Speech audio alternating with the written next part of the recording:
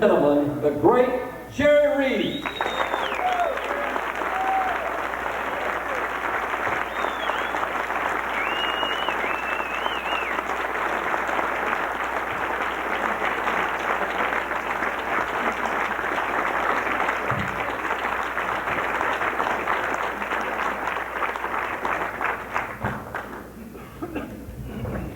Y'all keep clapping, I ain't sit down yet.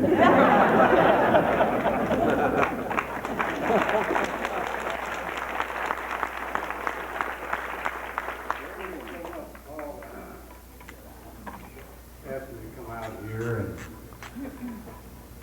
I said I'd love to because of my hero, Mr. Chet Atkins. You know, I've been playing guitar. I figured out the other day I've been playing 53 years. I've been hunkered over a guitar, and it's all Chet Atkins' fault. So I got up this morning, and jumped in the shower, and it didn't work. So I had to take a tub bath. Who in the hell takes tub baths? This is the 21st century. Don't like to take tub baths anymore. I mean, who wants to wash their face in Waterloo City?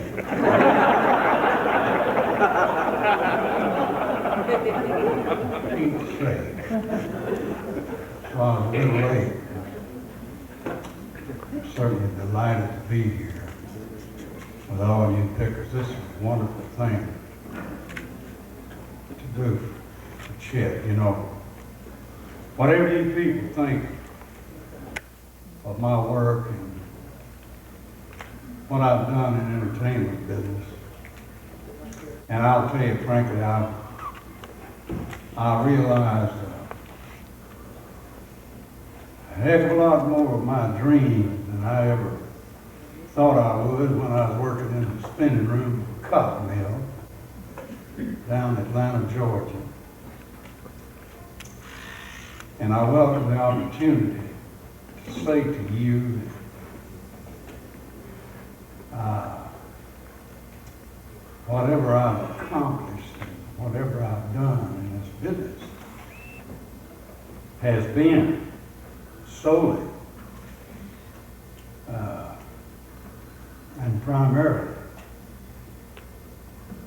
because of one single man, and that is Chester Burton Atkins. He, in 1965, told old Jerry, he said, "You ain't recording right, Reed." And I'd already written several instrumentals, and he'd recorded them. He said, "You need to come over here to RCA and let me record you, because I know how to record you." And that was all well and good, except I was on Columbia at the time. So I went over to Columbia, and I told my producer, I said, "I want off the label." And at that time, my records were selling like hotcakes, about 50 cents a stack.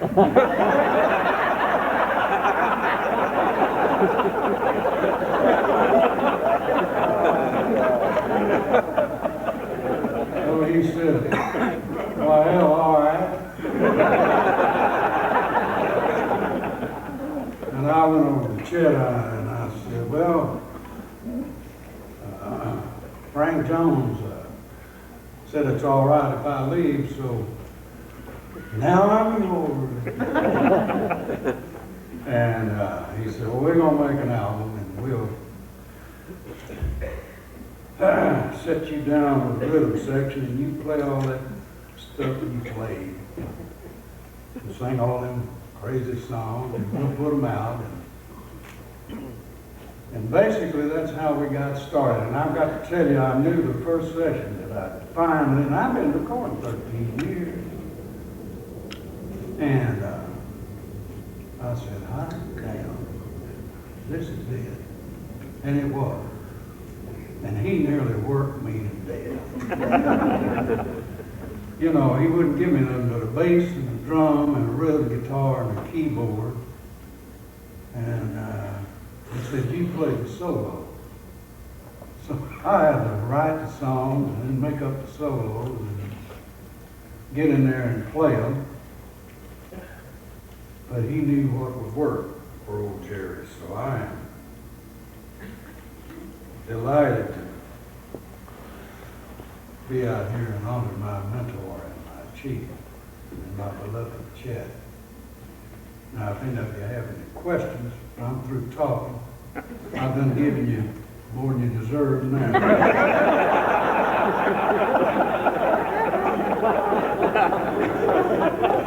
So raise your hand, I'm going blind. Room full of dummies, huh? Either that or I'm not very interesting. But thank you. Thank you. I'm mighty pleased to be here. Yes, sir. Well, Gary, when you say wrote something like... I can't hear you, son. I'm also going deaf. When you wrote any of the real special tuning songs, did you hear them in your head first and then you fool around with the guitar until it worked for you?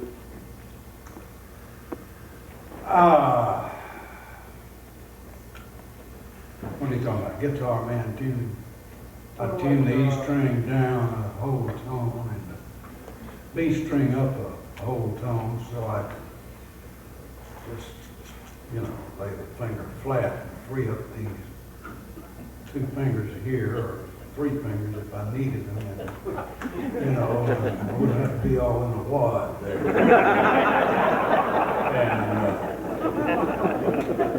And actually, it goes back to when I first started playing. I got in show business and I was, you know, I figured out quick that I got to play the bass line down here with this finger and this thumb, and I got to play the horn licks with this right here. And I learned that playing both in parts and moving that stuff because I figured out real soon, real early in my career, that I didn't have enough money to hire a band. So I just had to get up there and play with myself, you know.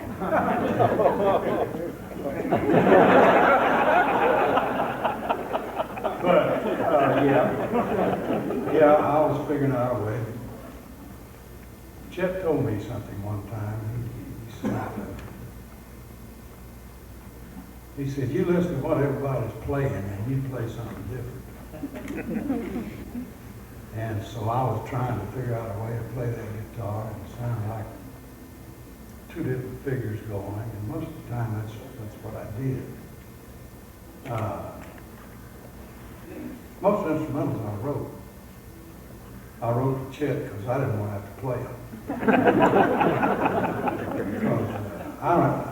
Nobody on earth possesses what Chet possesses. I'd write these pieces and you find this funny. I remember when I first moved to Nashville. I was in such awe of Chet, still am. You know, he was always going to be my hero. But I'd get in there with a new piece of music and it'd take me half a day to show it to him. Because I'd start playing and my hands would start shaking and he'd get embarrassed and look down at his desk and I'd say, I'll get it right in a minute, Chief. I think you'll like it if I just play it.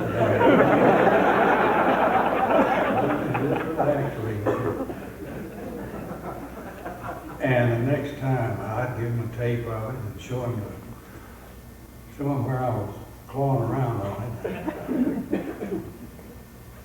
And then next thing you know, I'd hear Chet playing that thing. And that's why I wrote all those things. There was some of them I could play. And he did a lot for my confidence. And I got to where I could pick a few things. But mostly I wrote for Chet. And when I tuned open and the open G tuning mostly is what I did. Just tuning below E down. But on Guitar Man, for that lick, I had to tune the B string up. you know, to get the third under the seventh flat note, so I wouldn't have to do that. And I could just do that. I could do anything I wanted to, see. And, yeah, I heard them in my head. And I wrote Guitar Man around that guitar lick when I finally figured out how to do that lick. I said, well, I need something to go with it. I can't play a lead line because my hands are all tied up. So I wrote a song. And lo and behold, that was recorded. And I became better off than I was before.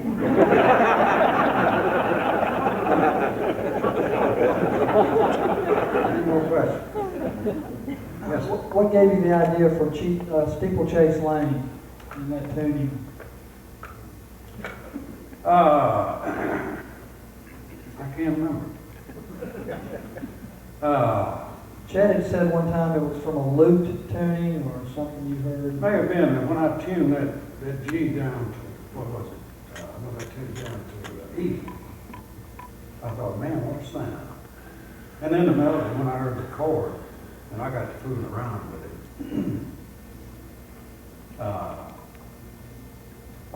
That little melody came to me. And I wrote it real simple, Jim. It's easy. It's easy to play till you try to play it. I don't remember where I got the tune. Jerry? Yep. I used to live in New Orleans, and I listened to a lot of piano players trying to get some of that rolls. And I hear that a lot in your playing. I just wondered if you had listened to that stuff too. I'll tell you where I got the idea. When I was in the Army, United States Army, protecting your lives so you could be here today.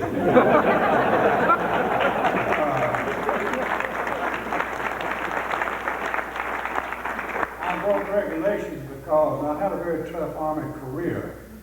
I happened to get stationed 28 miles from my home.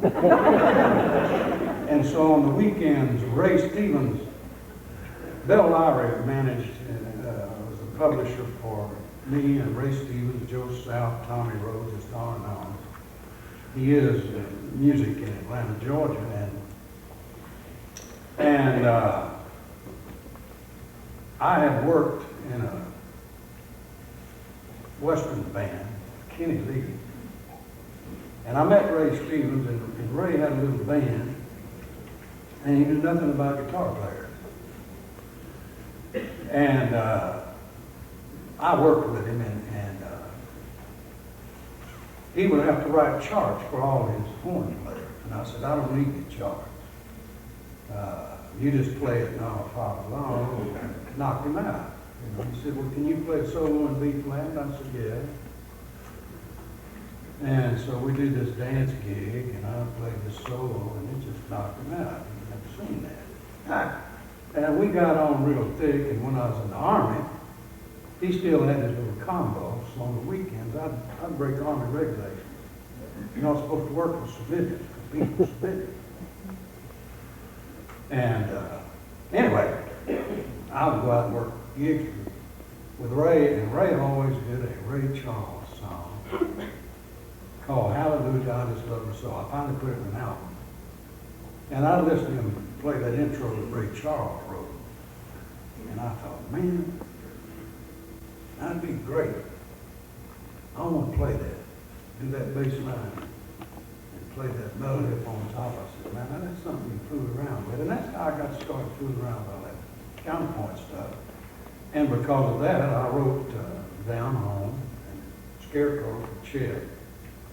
I sent it to him, but the piano, Ray Stevens played that intro on Ray Charles, Hallelujah, I Just Love Her So, was really what got me fooling around with it in the first place. Yeah. And oh man, those New Orleans musicians just killed me anyway. Remember Ernie Cato and the Hully Gully? That stuff just eats me alive. Yeah, that's kind of how it started.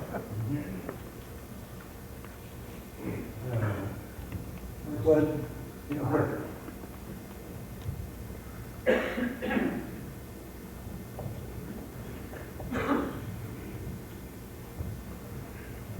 Jerry, can you tell me how long it took you to write Weedology?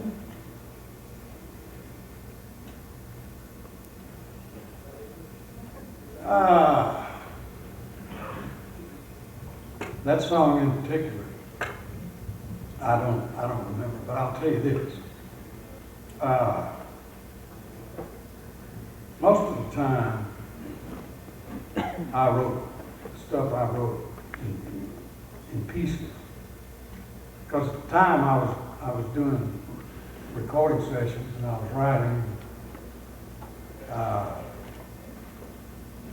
I'd stumble into something on the guitar, and then I'd say, well, now I've got to have some kind of bridge for this.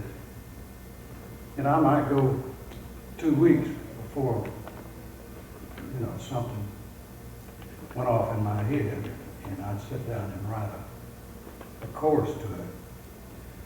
But I never put the guitar down for years.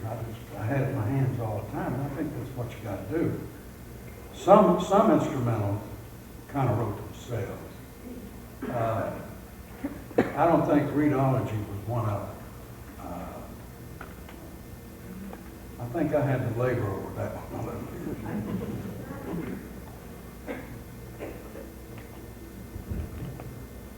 Are we having fun yet?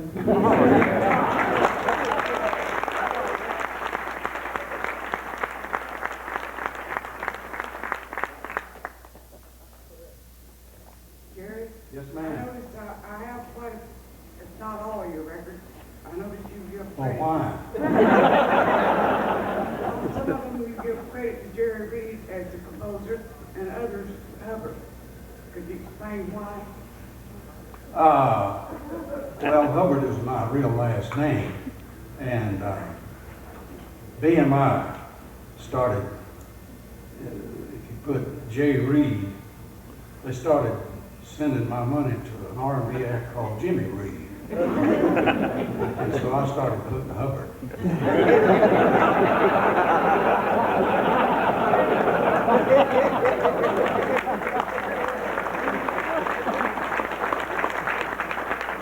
And I started getting some of his checks too. You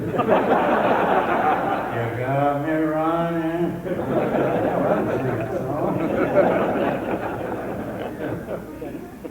Anybody else?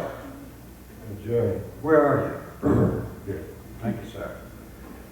You wrote all that great fingerstyle stuff, and then the next time we looked up, you were standing there with a flat pick and a solid body guitar. What was that all about?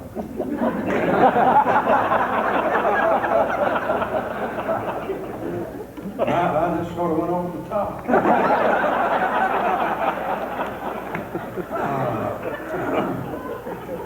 I heard George Benson, and I thought I could be that good. What an idiot. But I really spent several years studying different. I had some great guys in my band that taught me a lot of things I didn't know about music. And I spent a lot of time studying, the different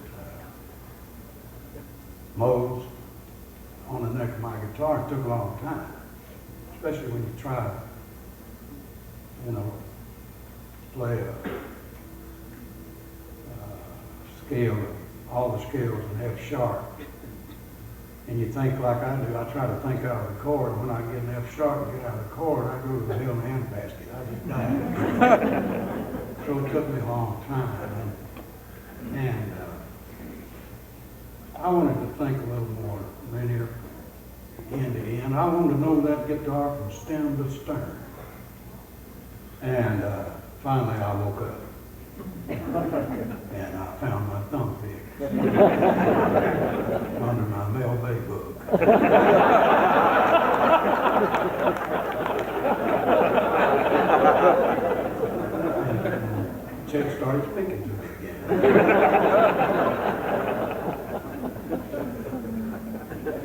I apologize. You don't have to get mad. Jerry, those years that you played with Glen Campbell on TV shows, can you tell us about that? Was that all rehearsed ahead of time, or was that a lot of? It was rehearsed kind of like these guys in this back room over there picking. Me and Glenn, we'd sit in his dressing room or my dressing room, whatever the case may be. I'd get there on a Monday and he'd say, "What do you want to sing?" I said, "I don't care, what do you want to sing?" And he'd say, "Hey, you remember the Everly Brothers? Dream of me, yeah, I love that thing. Well, let's do that." And we'd do it, we'd work up our parts. And sit on that bench and pick them. We got all rehearsing, we did. Because he loved to sing harmony. He loved that stuff when he did. And the concert was actually his favorite part of the show. He loved that part. Me and him and Larry, sometimes, well, a lot of times, he loved Anne Murray. He'd bring her down and actually singing with those two is how I wrote When You're Hot, You're Hot. We were singing that Tennessee Ernie Ford, Margaret Whiting song. It was a duet called Ain't Nobody's Business But My Own. Y'all ever hear that? Well, you know, in the song, she said, "How come you got so much money? You ain't rich, you ain't good looking." He said, "Ain't nobody's business but my own." Well, we were doing that. And that's the verse she sang to me in that song. But instead of looking at the camera and saying, "Ain't nobody business but my own," I said, "Well, that ain't honey. When you're hot, you're hot." And the audience fell on the floor. I said,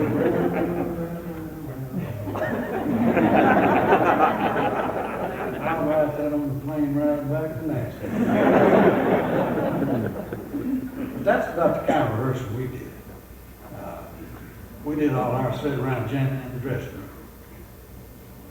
And it was a lot of fun, I can tell you. He loved it. Any more questions? Okay, got one over here. Where? Ready to oh. Don't bust out like that anymore. You've had such a long and distinguished career. Distinguished? You mean it's over? We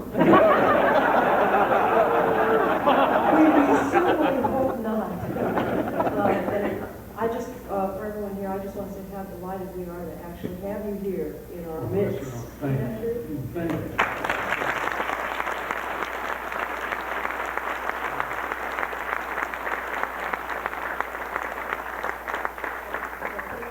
Thank you. And I just wanted to know, you look back on all the things you've done. What are the highlights to you? What things really jumped out at you? Like, wow, that was really great. And, okay. Lonnie Anderson. You got the wrong guy, son.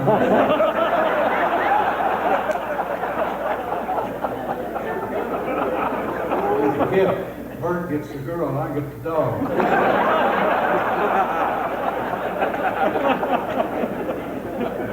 Well, that was, other than being signed my first time to a record deal, I can never forget that.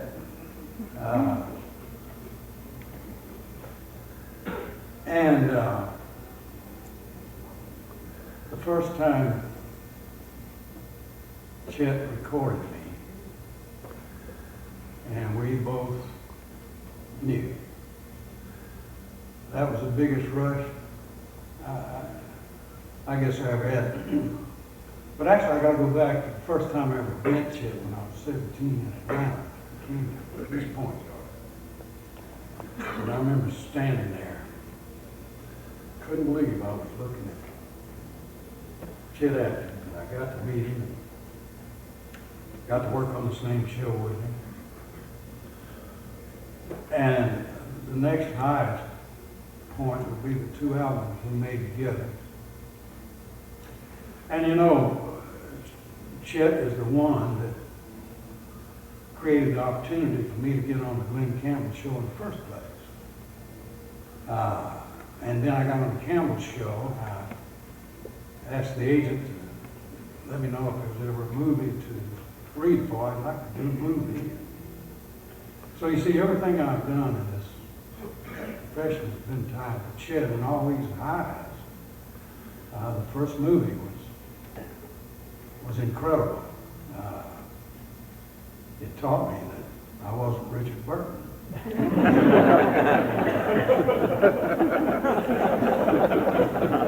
I better dance with who I come with.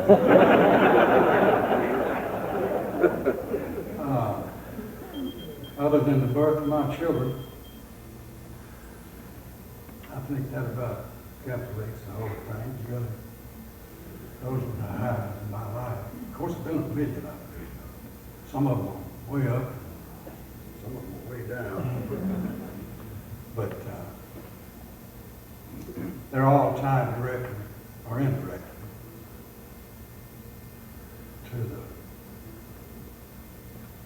I mean, I don't know how y'all feel about this, but in the history of the world, there will never be anybody influence the world of music in terms of guitar. He will always be the most copied and greatest guitar player that ever graced this planet Earth. Yeah.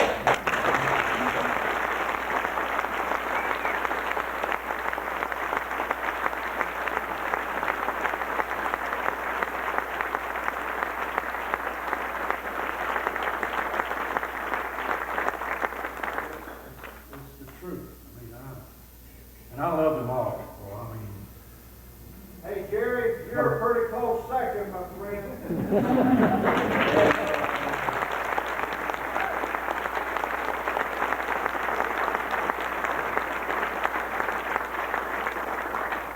well, the first good, the second long. Let's put it that way.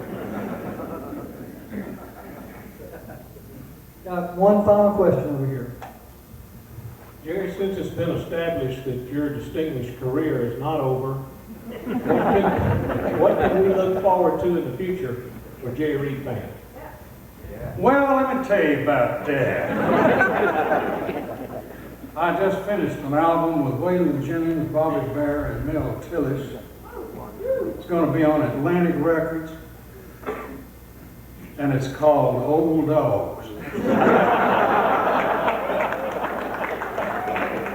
And a genius, Mr. Shel Silverstein, wrote every single song in there, and incredible. They're just four old codgers having the time of their life singing Shel Silverstein songs like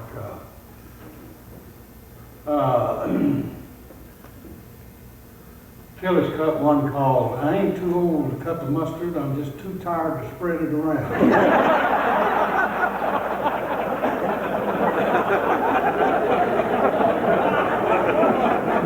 And then we all got together and sung one called, I'm an old dog, but I can still bury a bone.